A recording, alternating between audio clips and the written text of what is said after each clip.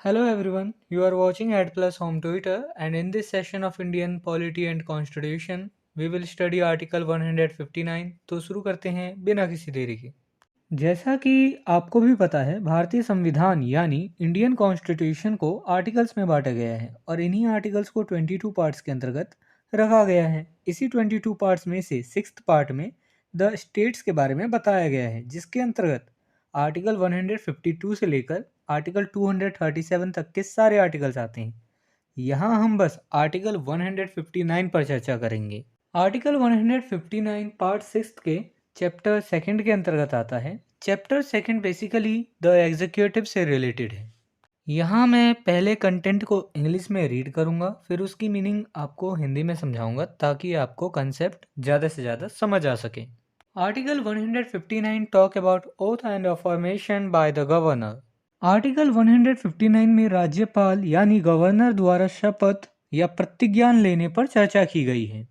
देखिए, जब कोई भी व्यक्ति यदि वह काम करने जा रहा है प्रधानमंत्री के रूप में या फिर प्रेसिडेंट के रूप में या फिर एमएलए, एमपी या गवर्नर के रूप में, तो उसे शपथ लेना होता है। तो यहाँ पर गवर्नर के शपथ लेने पर चर्चा की गई है आर्टिकल 159 में। Every governor and every person discharging the functions of the governor shall, before entering upon his office, make and subscribe in the presence of the Chief Justice of the High Court, exercising jurisdiction in relation to the state, or in his absence, the senior most judge of that court, available an oath or affirmation in the following form, that is to say, प्रत्येक राज्यपाल यानी governor और राज्यपाल के कार्यों का निर्वहन करने वाला प्रत्येक व्यक्ति अपने कार्यालय में प्रवेश करने से पहले राज्य के संबंध में अधिकार क्षेत्र का प्रयोग करने वाले हाई कोर्ट के चीफ जस्टिस की उपस्थिति में या उनकी अनुपस्थिति में सबसे सीनियर जज की उपस्थिति में हस्ताक्षर करेगा। उपलब्ध उस न्यायालय के जज को निम्नलिखित रूप में एक शपथ या प्रतिज्ञान लेगा या अर्थात देगा। देखिए, कोई भी व्यक्ति जो गवर्नर बनने जा रहा है या फिर गवर्नर के एब्सेंस में उसके रूप में कार्य करने जा रहा है गवर्नर के रूप में, तो वह सर्वप्रथम क्या करेगा? वो शपथ लेगा और प्रतिज्ञान लेगा और हस्ताक्षर करेगा। किसके समक्ष करेगा ये?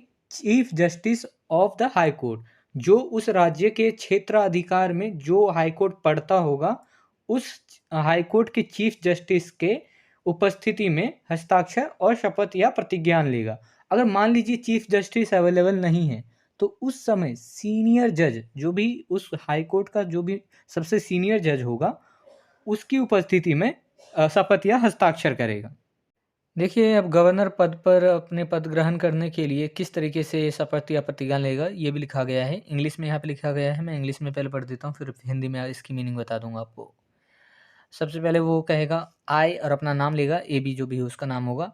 Do sure in the name of God that I will faithfully execute the solemnly affirm office of governor और discharge the functions of the governor of name of the state and the will do the best of my ability preserve, protect and defend the constitution and the law, and that I will devote myself to the service and well-being of the people of, and फिर से name of the state लेगा।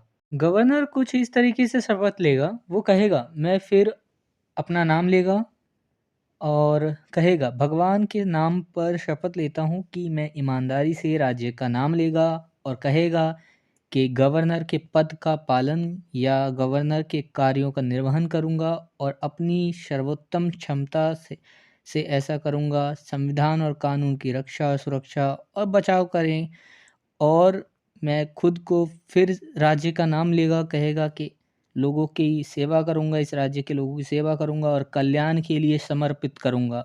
इस तरीके से शपथ लेगा।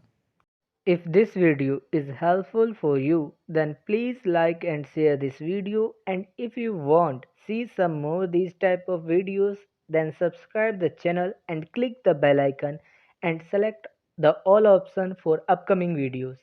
And I hope you have a great experience by watching the Ad Plus Home Tutor.